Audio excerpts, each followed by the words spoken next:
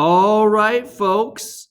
Today we are going to learn about the electronic configuration or how electrons are configured in atoms. Let's just jump right in. The first thing is, where are electrons located? Well, we've seen that they're located on the outside of atoms, away from the nucleus. Specifically, they are located in what we call orbitals.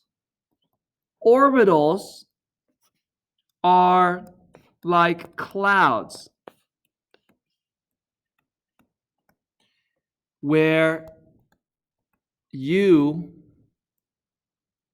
can find electrons. By the way, you should be copying these down onto your notes, which have been handed out to you in class.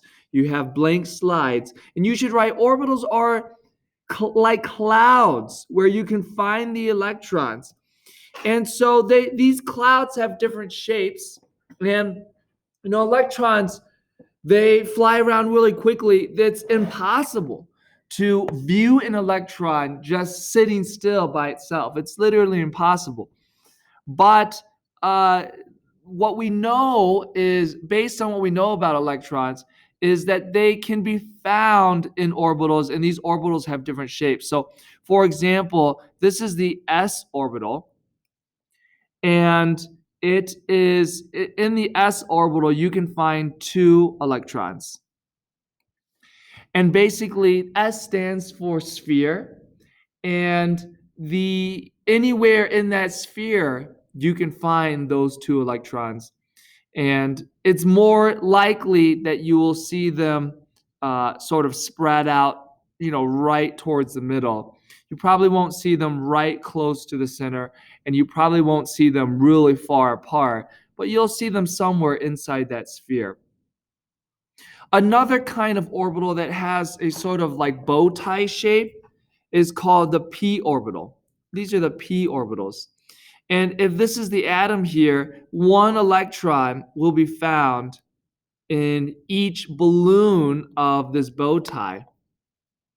And each orbital can have 2 electrons, 1 on each side.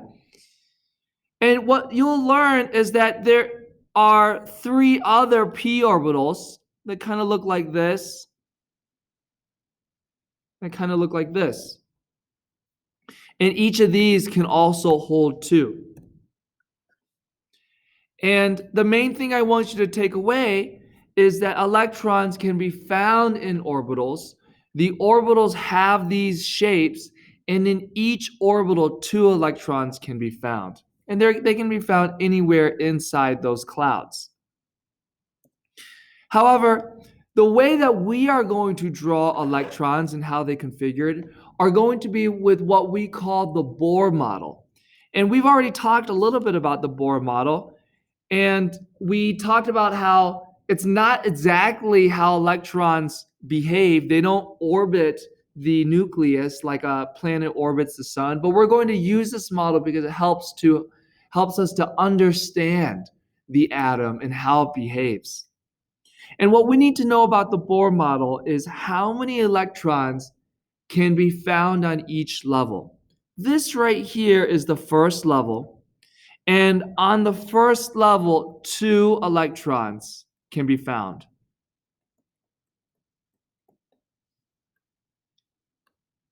And so I'm just going to draw 2 electrons. I'm going to draw them, sort of close to each other, just out of convention.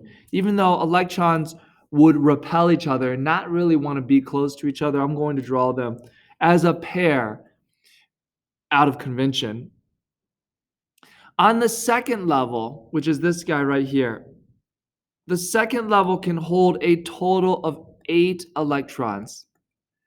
And the way I'm going to draw this is 2 on each side. So 2 here, 2 here, 2 here, 2 here.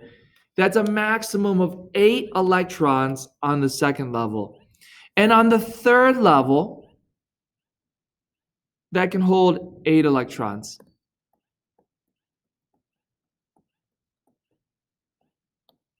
So we've seen that Electrons are found in orbitals, and these orbitals have different energy levels. And I've shown you level 1, level 2, and level 3 as drawn on the Bohr diagram.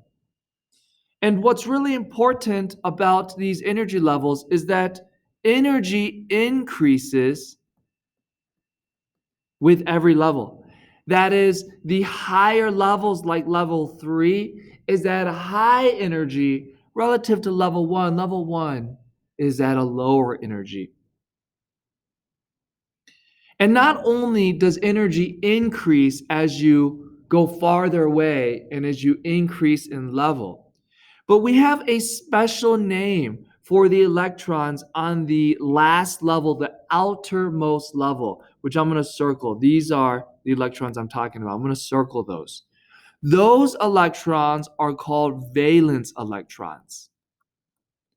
Valence electrons are electrons on the outer shell. They are what primarily determines how an atom is going to behave and how it's going to react. And those are the electrons on the outer shell, the very outside, and they are called the valence electrons. If we look at the periodic table, the periodic table is structured to reflect these levels. It has a structure like this, and each row on the periodic table represents a new energy level. So this first row represents level 1, the second row represents level 2, and this represents level 3, level 4, etc. And each of these rows is called a period. And we'll get more into that in our next subunit. But a period is the same thing as a row. Periods equals rows. And each period represents a new electron energy level. So the first period is one energy level. The second period represents the second energy level, etc. And what we are going to see is when we draw these Bohr diagrams for each individual element, you'll see that that's placed on the periodic table reflects its electron configuration, or how many levels there are and how many electrons there are on each level. Let's do one as an example so this will make more sense. Let's try sodium. If we look on the periodic table, sodium is number 11. And if we take a look, sodium has a mass of 22.990. Well, how many protons does that have? That means sodium, because its atomic number is 11, it has 11 protons. And as far as the number of neutrons, remember, we're going to round this to 23. That's its mass. Minus 11 is going to equal 12. It has 12 neutrons. Now, if we're talking about a neutral sodium atom, it's going to have, because it has 11 protons, it will also have 11 electrons. And so let's go, I'm going to write that here. Let's draw those 11 electrons in. We have 2 on the first level. We're going to add them, starting with the first level. And the first level can hold up to 2. And we're going to keep going until we reach 11. So 2 on the first level. The second level can hold up to 8. That brings us to 10. So I have 1, 2, 3, 4, 5, 6, 7, 8, 9, 10. I need to add one more, and that's going to go on the outer shell. So I have a total of 11 electrons. Sodium has 1 valence electron. And we can even see that on the periodic table. Sodium is right here. Oh, it's not. I did not quite want to zoom in. Let me try again. Sodium's right here. And as you can see, sodium has 2 on the first level, 8 on the second level, and 1 on the third level. So you see that its electron configuration is reflected by its position in the periodic table and the number of elements before it in the periodic table. And its configuration is 2, 8, 1, because I had 2 on the first level, 8 on the second level, and then 1 on the third level. If you look at your periodic table as well that you have, that I passed out, you will also see, so in small numbers, it's electron configuration 281. And that makes a total of 11 electrons. In class, we will do lots of practicing these. We'll go back to this. That is how to draw the Bohr model of sodium. But before we do, I want to explain the lab that we're about to do, which has to do with light. And in order for you to understand the lab that we're going to do, we need to understand light. Light is made up of photons. Photons are really small particles. They are massless particles, basically have no mass. Massless particles responsible for light and other electromagnetic radiation. So photons are massless particles, and this is the particle that makes up light. It's responsible for the light that we see and other forms of electromagnetic radiation. For example, like microwaves or UV radiation, which we're going to talk about.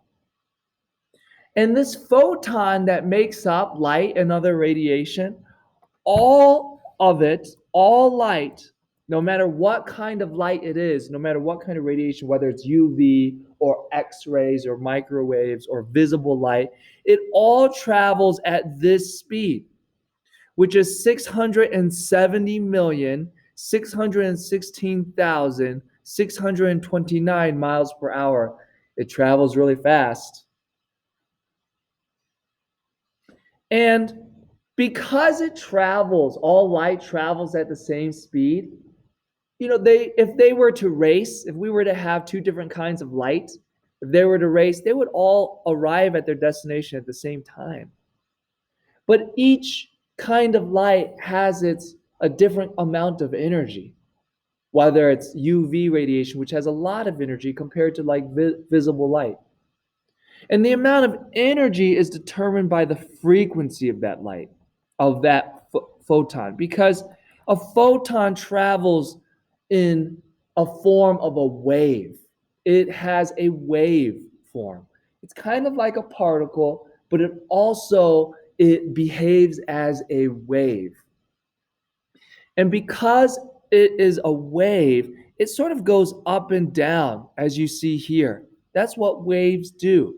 They go up and down and they repeat. And the frequency is how many times light goes up and down in a particular amount of time. So if it goes up and down really fast, that's high frequency. If it goes up and down really slow, that's low frequency. As we see here, this is like a medium frequency, and that frequency determines how much energy the light has. High frequency light has high energy. Low frequency light has low energy. And that is what makes up all the different kinds of electromagnetic radiation that we see, as represented on the electromagnetic spectrum. What we see here is all different kinds of light. We have visible light, that we can see with our eyes, but we also have UV, which we can't see with our eyes, but is higher in energy, it's higher in frequency, and that's why we need to wear sunscreen because it's so high energy. It can go through our skin and our cells, damage our cells, and cause cancer. Even higher energy than that is X rays or gamma rays, which are given off by nuclear processes like nuclear bombs. These are very high frequency, I'm just going to write HF, high energy forms of radiation. But we can also have lower energy forms. One kind is infrared radiation or IR. And it is a type of light that we can't see, but is emitted in a way that is very similar to heat. In fact, all bodies give off a certain amount of infrared radiation due to its heat. And warmer bodies that are giving off more heat give off more infrared radiation. That's how we can see, for example, like night vision goggles, they oftentimes use infrared radiation. That's lower in energy, a lower frequency. If you go even lower, you have microwaves whose frequency correspond to the rotational frequency of water molecules. And because of that correspondence, microwaves can make water molecules rotate and move really fast to heat up our food. And that's pretty low frequency, low energy. We have even lower frequency, lower energy, like radio waves, the same ones that come out of radio towers and broadcast all over the front page, so that all over the front range, I should say, so that Dr. Wu can listen to the radio to and from his work when I drive to school. I can listen to the radio because these waves, radio waves, can travel for very long distances because they're low frequency. They have long wavelengths and they're low energy. Again, the frequency of light determines how much energy it has. And that even corresponds to the different colors of light that we see. Each color of light that we see, whether or not it's red, orange, or yellow, those correspond to light particles, photons of varying frequencies. Violet, indigo, and blue have high frequency. Those are high energy light. But red, orange, and yellow, those are low frequency, low energy light. So next time you decide what to wear when you're choosing something from your closet, you can think if it's blue, it's giving off high and reflecting high energy light. If it's like red or orange, it's probably, it is giving off a lower energy light. And this is what makes the existence of rainbows possible, because when light travels through different substances, light of varying frequencies, whether or not it's blue light with high frequency or red light with low frequency, they will refract differently through when it's traveling through different substances like water. Refracting means the light bends a little bit, and that depends on how much energy it has. So when it travels, for example, when sunlight travels through water droplets in the air, all the different colors bend a certain amount, and that's what produces a rainbow. This is a picture that I took the night after I had camped out. This was in Jasper Provincial Park, which is near Banff, which is in Alberta, Canada. I was camping up at like probably around 10,000 feet. Huge thunderstorm came in the night before. Thunder, louder than it sounded like explosions, huge, massive bombs going off outside my tent. I was scared, but I slept soundly. And the next morning, when I emerged from the forest, what was awaiting me but a double rainbow. You can see a second rainbow here. And what we are going to do is use this knowledge of light in a flame test lab that we are going to do in class. And the primary question in the flame test lab is how are, and I want you to write this with me, you're going to see flames of different colors.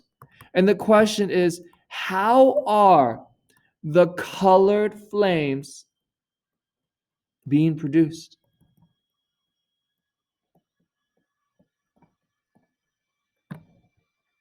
You're going to see flames of multiple colors. And how are they being produced is the question. And I'm going to explain it right now so that you can understand while we're doing the lab. I'm going to draw a Bohr diagram. Let's say I have two energy levels, and let's say we have an electron on the first energy level. What you're going to do is you're going to take a substance like this, you're going to heat it up, and what happens to the atoms when we heat it up is we give it energy. When we give it energy, this electron right here, for example, is going to get excited. And when it gets excited, it's going to have enough energy to jump up to a higher energy level because level 2 is higher in energy. So it's going to move to this higher level. And after a while, once it starts cooling down, it starts relaxing. So this electron will come back down to a lower level. And when it relaxes, it loses energy. It's kind of like somebody who eats a piece of candy, goes crazy, has a big party, and then after the party starts to relax, starts to lose energy. That's what's happening to this electron. It starts to lose energy, goes down to a lower energy level. And the energy that it loses, which I'm going to represent as delta E. Delta means change in or difference in. Delta E, the energy that it loses, corresponds to the difference in energy between these two levels. That's the amount of energy that it loses. And it gives off that energy when it loses it in the form of light. And it's equal to HV, where H is Planck's constant. If anyone has ever seen Stranger Things season 3, they mention Planck's constant. This is the number that they're referring to. It's a constant number.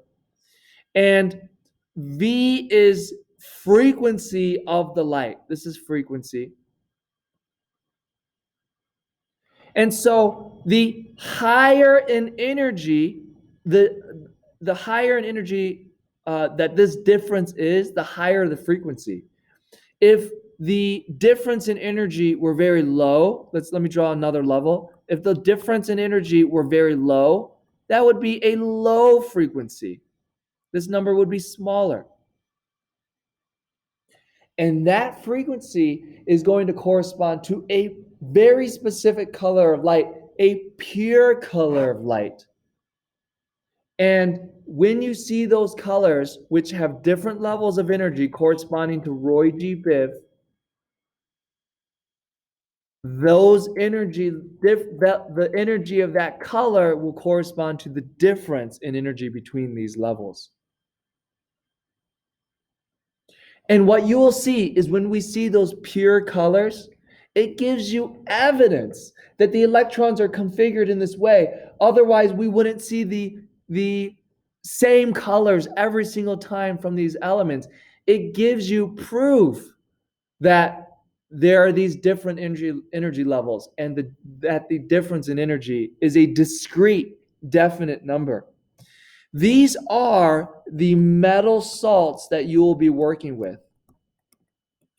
These are all salts, which we'll learn about why they're called salts. It's a metal with a nonmetal. We'll learn about that. For now, just know that they're all salts, and all of these are different metals, and these are the ones that you're going to use.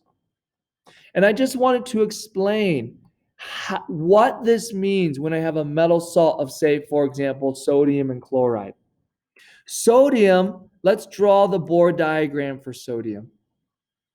As we did before, it's got 11 protons, 12 neutrons, and 11 electrons.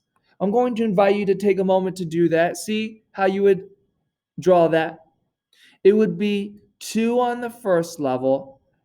That's 1, 2. I'm going to keep going. 3, 4, 5, 6, 7, 8, 9, 10. 8 on the second level for a total of 10. I need to put one more, so that's 1 on the third level for 11. How would you draw the Bohr diagram of chlorine, which has 17 protons and 17 electrons? It would be 2 on the first level. Let's keep going because I need to get to 17. 3, 4, 5, 6, 7, 8, 9, 10. That's 8 on the second level for 10. I need to keep going. 11, 12, 13, 14, 15, 16, 17. That's 17 electrons. Doesn't break any rules. This is sodium and chlorine. And the way sodium chloride is formed is sodium, you see how it has 1 electron here and chlorine has 7 electrons here? Well, sodium gives one of these electrons to chlorine, and now it has 8, and that forms sodium chloride. Both of them have what we call full outer shells, or 8 electrons on the outer shell. I only wanted to show you this. We'll practice this later in the semester. I only wanted to show you this because when you see sodium chloride produce a specific color flame, this is the electron configuration of sodium. And it's these transitions into these outer shells that are responsible for the color that you will see. And so now that you know that sodium gives 1 electron to chloride so that they both have outer shells, you now know sodium has this configuration when it's in sodium chloride. And now you'll be able to see that the electron transitions and the light given off is these transitions are responsible. That was a lot of information, but let's practice in class to get a better grasp of it.